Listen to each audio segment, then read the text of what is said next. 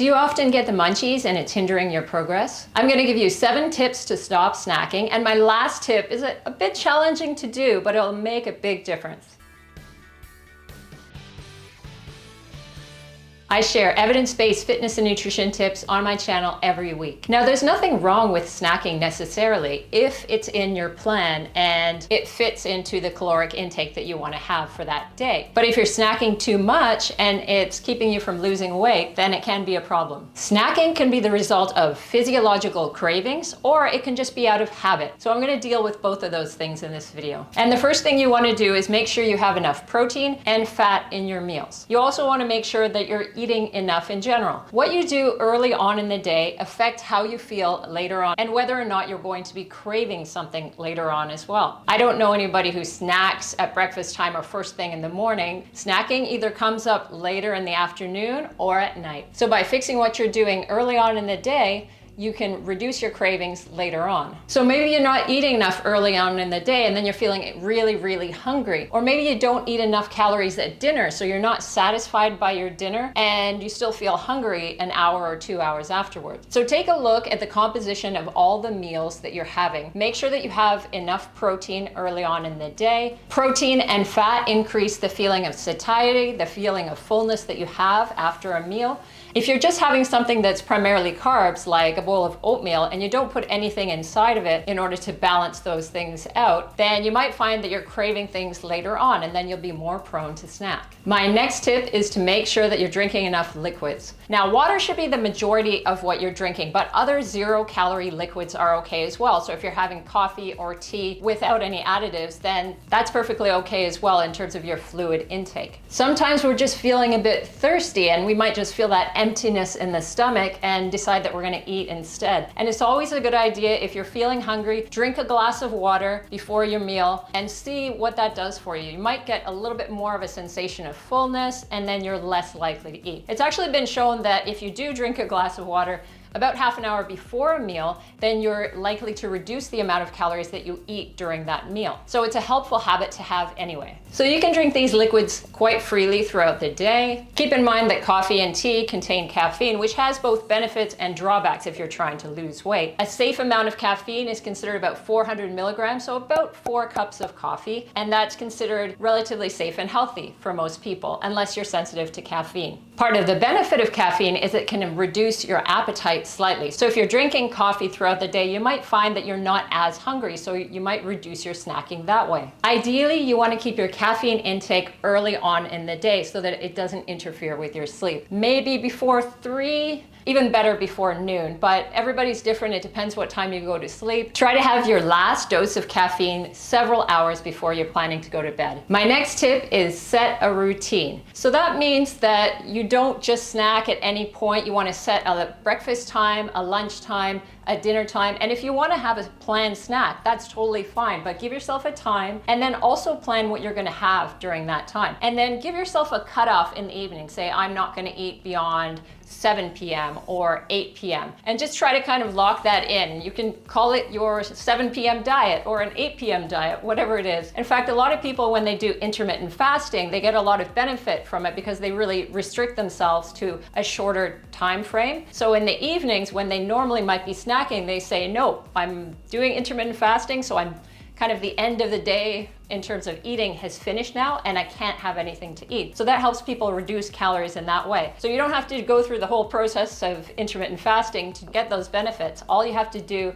is just set yourself a final time that you're going to be eating in the day and try to stick to that schedule. If you're running around all day and just kind of grabbing whatever you can, then you're not going to be as cognizant of your calorie intake throughout the day, and you're probably going to add extra calories in the form of snacks that you didn't account for. The next thing you want to do in order to avoid snacking is make snacking difficult. If you get tired or bored and then you see something close by, quick and easy, it's already prepared, then you're more likely to have it. The first thing you want to do is limit the amount of snacks that you have in the house in the first place. If you're living on your own, that's a little bit easier, but if you're sharing your space, if you have a family or a partner or something like that, so you have to account for what they want to have in the house as well, it gets a little bit trickier. But research has shown that if you put food out of sight and a little further out of mind, then you're less likely to eat that food. So try to put your snack somewhere where it's a little bit more challenging to reach, up on a high shelf where you might have to get a chair or a stool to get it, or like right at the back. I'm actually going to tell you what we do here at home. I don't have issues with snacking or overeating anymore, but my husband is a big fan of chocolate, and he does have a tendency, if the chocolate is around within his reach, he's going to keep eating and eating until it's done. I also used to do that, but I've been able to get out of that finally. So he's asked me to hide the chocolate somewhere where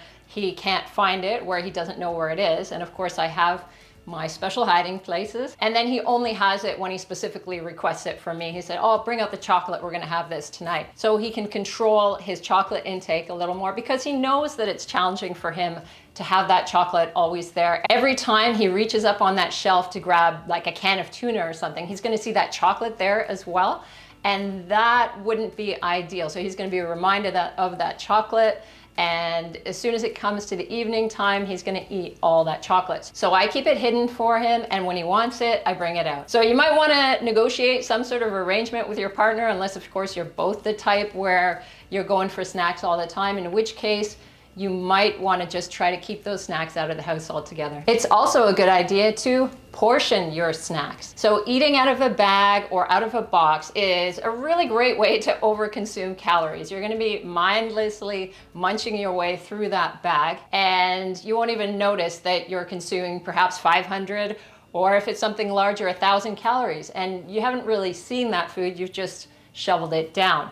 So portion out your snacks in the appropriate sizes. You can keep it in little baggies if you want, if you know that that's a certain amount of calories. They often do sell portion controlled chocolates and that type of thing as well. So you might want to think about something like that where it's a small portion size, and you know that once you're finished that small portion, you're done. Another tip is brush your teeth. And this particularly applies to evening eating. A lot of people do that nighttime snacking thing. So if you brush your teeth after your meal with something minty, ideally, that's gonna really interfere with the taste of your snack that you want, then you're less likely to want to eat that food afterwards. Much like setting a routine or an eating schedule, brushing your teeth after your final meal kind of gives you that stop to your eating for the day. And things don't taste as good after you've brushed your teeth with some minty toothpaste. And my final tip is have a substitution for snacking. Now, this is really hard to do, and I understand that. When you feel a craving, you really want to eat a particular thing, it's not always easy to distract yourself.